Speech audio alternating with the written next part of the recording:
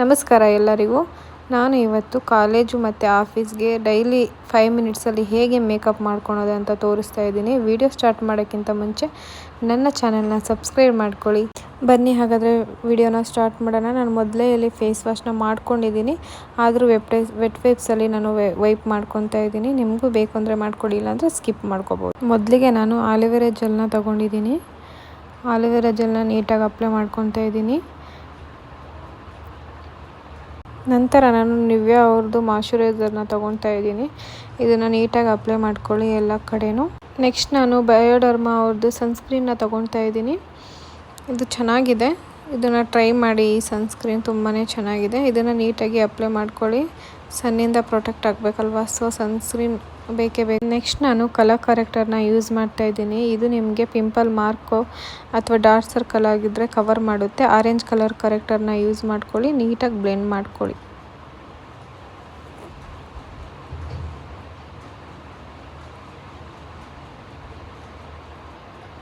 Orange colour corrector ಹಚ್ಚಿದ ಮೇಲೆ ಅದ್ರ ಮೇಲೇ ನಾವು ಡಾರ್ಕ್ ಕಲರ್ ಕಲೆಕ್ಟರ್ನ ತೊಗೊತಾ ಇದ್ದೀನಿ. ಸ್ಕಿನ್ಗಿಂತ ಸ್ವಲ್ಪ ಡಾರ್ಕ್ ಕಲರ್ ತೊಗೊಂಡು ಎಲ್ಲಿ ನಾವು ಆರೆಂಜ್ ಕಲರ್ ಕರೆಕ್ಟರ್ನ ಯೂಸ್ ಮಾಡಿದ್ವೋ ಅದೇ ಜಾಗದಲ್ಲಿ ನಾವು ಈ ಕಲರ್ ಕರೆಕ್ಟರ್ನು ಅಪ್ಲೈ ಮಾಡಿಬಿಟ್ಟು ನೀಟಾಗಿ ಬ್ಲೆಂಡ್ ಮಾಡ್ಕೋಬೇಕು. ಸೊ ಅದು ನಿಮಗೆ ಆರೆಂಜ್ ಕಲರು ಕಟ್ ಡೌನ್ ಮಾಡುತ್ತೆ. ನೆಕ್ಸ್ಟ್ ನಾನಿಲ್ಲಿ ಫೌಂಡೇಶನ್ ತೊಗೊತಾ ಇದ್ದೀನಿ, ಒಂದು ಡಾರ್ಕರ್ ಶೇಡ್ ಮತ್ತು ಒಂದು ಲೈಟರ್ ಶೇಡ್. ಬಿಕಾಸ್ ನನ್ನ ಸ್ಕಿನ್ನಿಗೆ ಯಾವ ಕಲರ್ ಬೇಕು ಅಂತ ಅದರಲ್ಲಿ ನನ್ನ ಸ್ಕಿನ್ ಟೋನ್ ಕಲರ್ನ ನಾನು ತಗೊತಿದ್ದೀನಿ.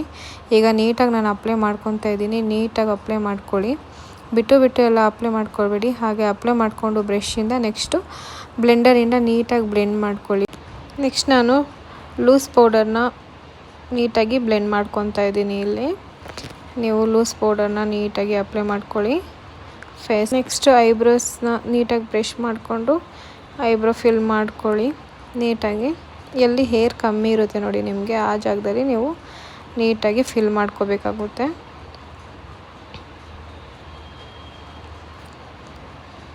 ನೆಕ್ಸ್ಟ್ ನಾನಿಲ್ಲಿ ಐಲೈನರ್ನ ತೊಗೊಂಡಿದ್ದೀನಿ.